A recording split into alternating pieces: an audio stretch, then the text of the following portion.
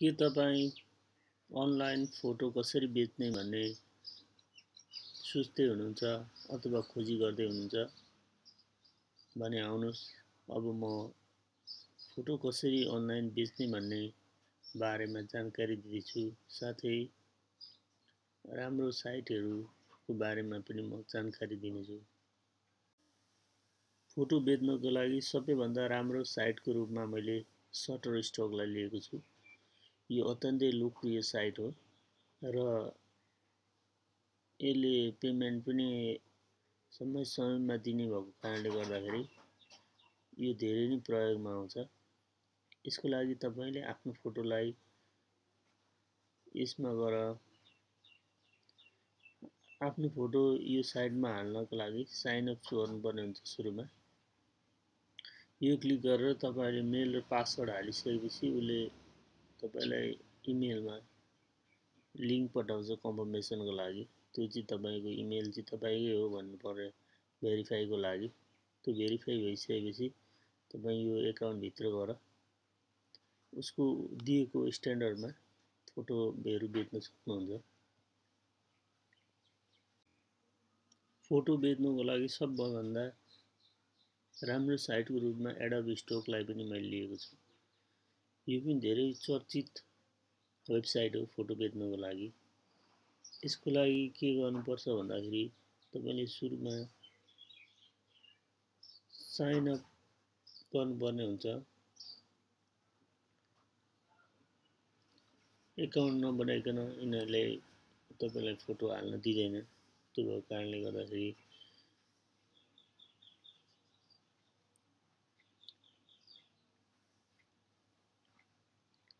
फोटोमा बेच्नुको लागि तपाईले एकाउन्ट हाल्नुपर्ने हुन्छ। तपाईले यसको लागि फेसबुक अथवा गुगलको एकाउन्ट खोल्न सक्नुहुन्छ। फेसबुकको एकाउन्टबाट पनि यसमा एक्सेस हुन्छ, गुगलको पनि एक्सेस हुन्छ र अन्य तरिका पनि हुन्छ। र यसमा तपाईको फोटोहरु उसको क्वालिटी अनुसार मिट भयो भने तपाईको फोटो उसले लिन्छ। तपाईले मुनाफाका लागि एउटै साइटमा फोटो हाल्नु भन्दा धेरैमा हाल्दाखेरि राम्रो हुन जान्छ। किन भन्दाखेरि विभिन्न साइटको विभिन्न खालको कस्टमरहरु हुन्छ। त्यही भएर जति बढीमा हाल्नुभयो उति अडियन्सहरु बढीमा तपाईको फोटो एक्सपोज भएर बिक्री बढी हुन्छ। र कुनै फोटो वेबसाइटले आफूमा हालेको फोटो अरूमा हाल्न दिँदैन र कुनैले दिन्छ। त्यो पनि विचार गर्नुपर्ने हुन्छ। अब अर्को कुरो मैले फोटोमोटो भन्ने एउटा वेबसाइट लिएको छु। यसको लागि पनि तपाईले सुरुमा साइन अप गर्नुपर्ने हुन्छ। यो साइन अप आइकन थिचेर त्यो भएको कारणले गर्दाखेरि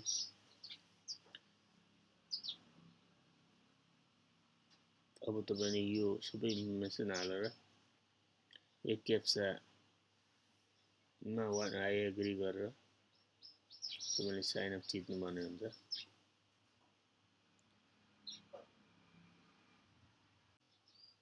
स्टक फोटो बिक्री गर्ने साइटहरु धेरै नै छ। अर्को साइटको रूपमा एलमी भन्ने साइटलाई म लिन्छु। ELAMI भन्ने। यसको लागि पनि तपाईले सुरुमा एकाउन्ट साइन अप गर्नुपर्ने हुन्छ।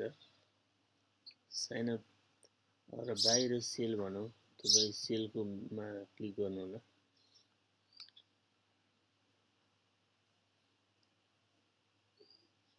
र उसले रजिस्ट्रेसनको पेजमा तपाईलाई लान्छ।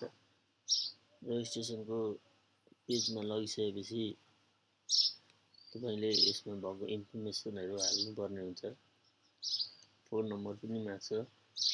अब एजेन्सी स्टुडेन्ट के हो अनि यो उसको प्रमोसनमा तपाईले क्लिक गर्दा पनि हुन्छ नगर्दा पनि हुन्छ।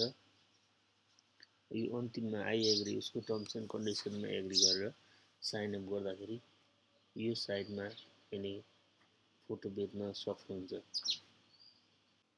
म अब अर्को राम्रो फोटो बेच्न वेबसाइटको बारेमा 500px लाई लिन गइरहेछु।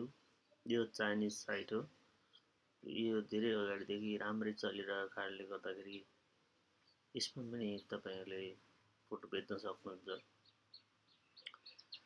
अब यसको लागि तपाईले साइन अप गर्नुपर्ने हुन्छ। सुरुमा साइन अप गर्दाखेरि तपाईले यो साइन अप आइकन थिचेर यसको इन्फर्मेसन हाल्नुपर्ने हुन्छ। फोटो खिच्दाखेरि जहिले पनि फोटोको क्वालिटीहरु यसको लागि हाई नै बनाउनु पर्छ। त्यो भएको कारणले गर्दा फोटो क्वालिटीमा ख्याल गर्नु होला। अब यो यसले के भन्नु भन्दा साइन अपको लागि फेसबुकबाट कन्टिन्यू अथवा गुगलबाट कन्टिन्यू गर अथवा कन्टिन्यू विथ जीमेल। अब यो अप्सन हो। यो चाहिन्छ भने तपाईले इमेल रिसिभ गर्न मन लाग्यो अपडेटमा 500px बाट भने यसमा क्लिक गर्नु होला।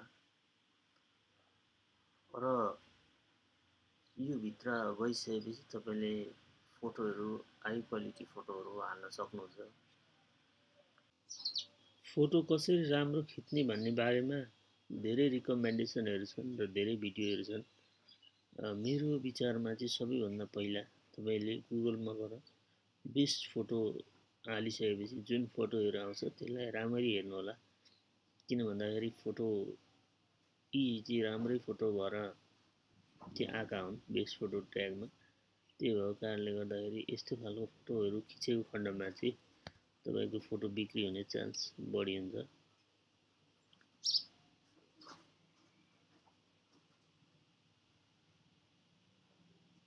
अथवा तपाईले जुन वेबसाइट फोटो हाल्न आँट्नु भएको त्यो वेबसाइटको फोटोहरु हेरेर एनालाइसिस गर्नु होला। किनभने कस्तो क्वालिटीको फोटो त्यसले खोजिरहेछ भन्ने जानकारी लिन सकिन्छ। युट्युब भिडियोहरुमा पनि गाइडहरु हुन्छ, त्यो पनि हेरे हुन्छ। अथवा युडेमीमा कोर्स लिए हुन्छ फोटो कसरी राम्रो खिच्ने बेच्ने भन्ने। हवस् त अहिलेको लागि यति नै।